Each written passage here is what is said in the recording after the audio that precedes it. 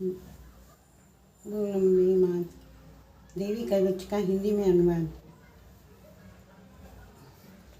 ओम। इस श्री चंडी कवच के ब्रह्मा ऋषि अनुष्टुप छंद चामुंडा देवता अगन्यास में कही गई माताएं बीज दिगंबद देवता तत्व हैं। श्री जगदम्बा की प्रीति के लिए सप्तशती के पाठंग भूत जप में इसका विनियोग किया जाता है। ओम चंडिका देवी को नमस्कार है। मार्कंडेय जी ने कहा, पितामह, जो इस संसार में परम गोपनीय तथा मनुष्यों को सब प्रकार से रक्षा करने वाला है और जो अब तक आपने दूसरे किसी के सामने प्रकट नहीं किया हो, ऐसा कोई साधन मुझे बताइए। ब्रह्मा जी बोले, ब्राह्मण, ऐसा साधन तो एक देवी का कवच ही है जो गोपनीय से भी परम गोपनीय है, पवित्र तथा संपूर्ण प्राणियों का उपकार करने वाला है। महामुने, उसे श्रवण करो। देवी की 9 मूर्तियां हैं जिन्हें 9 दुर्गा कहते हैं। उनके पृथक पृथक नाम बतलाए जाते हैं। प्रथम नाम शैलपुत्री है, दूसरी मूर्ति का नाम ब्रह्मचारिणी है, तीसरा स्वरूप चंद्रघंटा के नाम से प्रसिद्ध है, चौथी मूर्ति को कुष्मांडा कहते हैं, 5वीं दुर्गा का नाम स्कंद माता है, देवी के छठे रूप को कात्यायनी कहते हैं, 7वीं कालरात्रि और 8वां स्वरूप महागौरी के नाम से प्रसिद्ध है, 9वीं दुर्गा का नाम सिद्धिदात्री है। ये सब नाम सर्वज्ञ महात्मा वेद भगवान के द्वारा ही प्रतिपादित हुए हैं। जो मनुष्य अग्नि में जल रहा हो, रणभूमि में शत्रुओं से गिर गया हो, विषम संकट में फंस गया हो तथा इस प्रकार भय से आतुर होकर जो भगवती दुर्गा की शरण में प्राप्त हुए हों, उनका कभी कोई अमंगल नहीं होता। युद्ध के समय संकट में पड़ने पर उनके ऊपर कोई विपत्ति नहीं दिखाई देती। उन्हें शोक, दुख और भय की प्राप्ति नहीं होती। जिन्होंने भक्तिपूर्वक देवी का स्मरण किया है, उनका निश्चय ही अभ्युदय होता है। देवेश्वरी, जो तुम्हारा चिंतन करते हैं, उनकी तुम निसंदेह रक्षा करती हो। चामुंडा देवी प्रेत पर आरूढ़ होती है, वाराही भैंस पर सवार करती है, ऐन्द्री का वाहन ऐरावत हाथी है, वैष्णो देवी गरुड़ पर आसन जमाती है, माहेश्वरी ऋषभ पर आरूढ़ होती है, कौमारी का वाहन मयूर है, भगवान विष्णु की प्रियतमा लक्ष्मी देवी कमल के आसन पर विराजमान है और हाथों में कमल धारण किए हुए हैं। ऋषभ पर आरूढ़ ईश्वरी देवी श्वेत रूप धारण कर रखा है। ब्राह्मी देवी हंस पर बैठी हुई और सब प्रकार के आभूषणों से विभूषित है। इस प्रकार ये सभी माताएं सब प्रकार की योग शक्तियों से संपन्न हैं। इनके सिवा और भी बहुत सी देवियां हैं जो अनेक प्रकार के आभूषणों से शोभा से युक्त तथा नाना प्रकार के रत्नों से सुशोभित है। ये संपूर्ण देवियां क्रोध में भरी हुई हैं और भक्तों की रक्षा के लिए रथ पर बैठी दिखाई देती हैं। ये शंख, चक्र, गदा, शक्ति, हल और मूसल, खेटक, तोमर, परशु तथा पाश, कुंत और त्रिशूल एवं उत्तम शांख, धनुष आदि अस्त्र शस्त्र अपने हाथों में धारण करती हैं।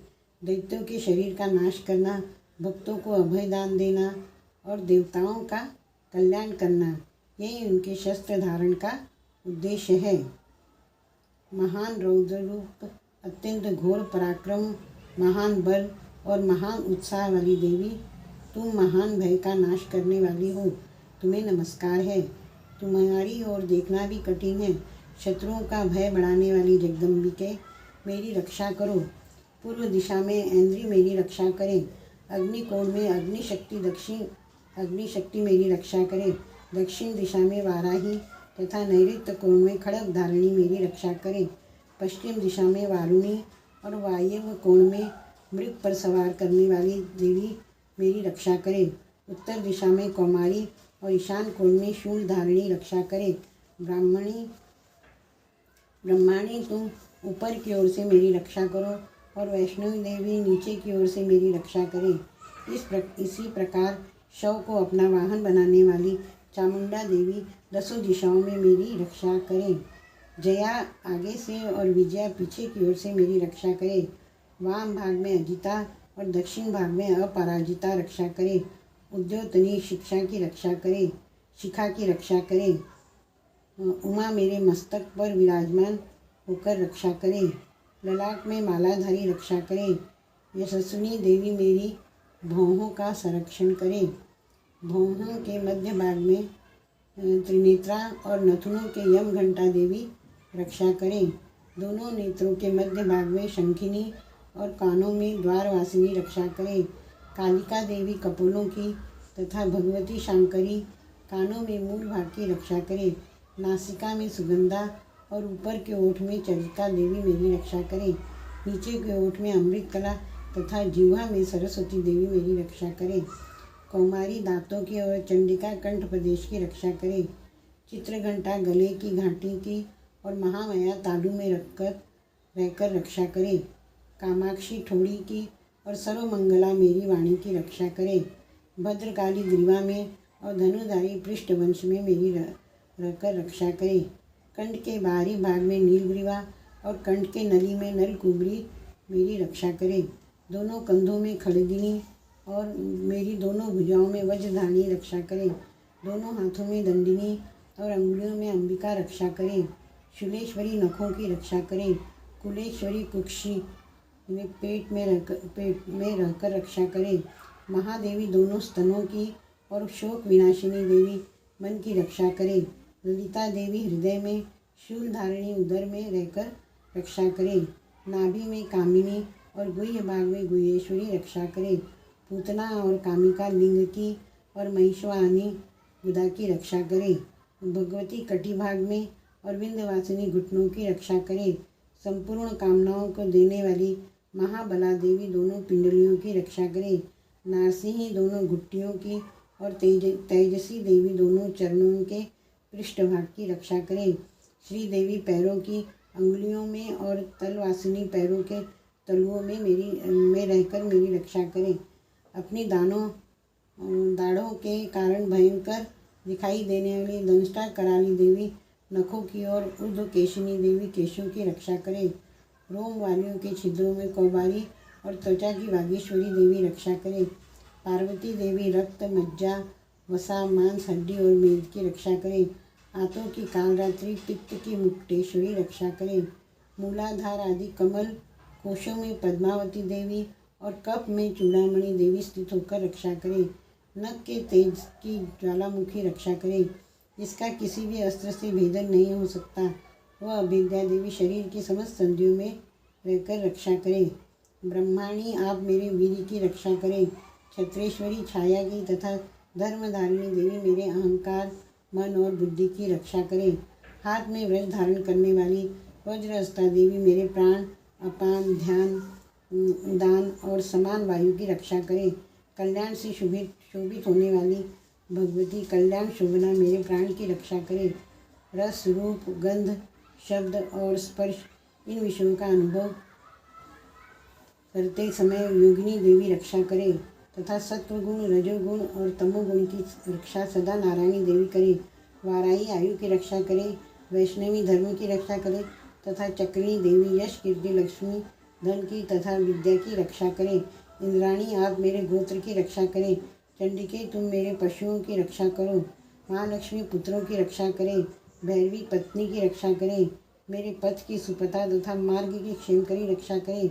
राजा के दरबार में महालक्ष्मी रक्षा करें तथा सब और व्याप्त रहने वाली विजया देवी संपूर्ण भयों से मेरी रक्षा करें। देवी जो स्थान कवच में नहीं कहा गया है अतएव रक्षा से रहित है, वह सब तुम्हारे द्वारा सुरक्षित हो, क्योंकि तुम विजयशालिनी और पापनाशिनी हो। यदि आपने अपने शरीर का भला चाहे तो मनुष्य बिना कवच के कहीं एक पल भी न जाए। कवच का पाठ करके ही यात्रा करे। कवच के द्वारा सब ओर से सुरक्षित मनुष्य जहाँ जहाँ भी जाता है वहाँ वहाँ उसे धन लाभ होता है तथा संपूर्ण कामनाओं की सिद्धि करने वाला विजय की प्राप्ति होती है। वह जिस जिस अभिष्ट वस्तु का चिंतन करता है उसको निश्चय ही प्राप्त कर लेता है। वह पुरुष इस पृथ्वी पर तुलना रहित महान ऐश्वर्य का भागी होता है। कवच से सुरक्षित मनुष्य निर्भय हो जाता है। युद्ध में उसकी पराजय नहीं होती तथा वह तीनों लोकों में पूजनीय होता है। देवी का यह कवच देवताओं के लिए भी दुर्लभ है। जो प्रतिदिन नियम पूर्वक तीनों संध्याओं के समय श्रद्धा के साथ इसका पाठ करता है उसे दैवी कला प्राप्त होती है तथा वह तीनों लोक में कहीं भी पराजित नहीं होता। इतना ही नहीं, अब मृत्यु से रहित हो 100 से अधिक वर्षों तक जीवित रहता है मकड़ी, चेचक, कोढ़ आदि उनकी संपूर्ण व्याधियाँ नष्ट हो जाती है। कनेर, भांग, अफीम, धतूरे आदि का स्थावर विष, सांप और बिच्छू आदि के काटने से चढ़ा हुआ जंगम विष तथा आईफेन और तेल के संयोग आदि से बनने वाला कृत्रिम विष, ये सभी प्रकार के विष से विष दूर हो जाते हैं, उनका कोई असर नहीं होता। इस पृथ्वी पर मारण, मोहन आदि जितने भी अभिचारिक प्रयोग होते हैं तथा इस प्रकार के जितने मंत्र यंत्र होते हैं, वे सब इस कवच को हृदय में धारण कर लेने पर उस मनुष्य को देखते ही नष्ट हो जाते हैं। यही नहीं, पृथ्वी पर विचरने वाले ग्राम देवता, आकाशचारी देव विशेष, जल के संबंध से प्रकट होने वाले गण, उपदेश मात्र से सिद्ध होने वाले निम्न कोटि के देवता, अपने जन्म के साथ प्रकट होने वाले देवता, कुल देवता, माला, डाकिनी, शाकिनी, अंतरिक्ष में विचरने वाली अत्यंत बलवती भयानक डाकिनियाँ, ग्रह, भूत, पिशाच, यक्ष, गंधर्व, राक्षस, ब्रह्म राक्षस, बेताल, कुष्मांड और भैरव आदि अनिष्टकारक देवता भी हृदय में कवच धारण किए रहने पर उस मनुष्य को देखते ही भाग जाते हैं। कवचधारी पुरुष को राजा से सम्मान वृद्धि प्राप्त होती है।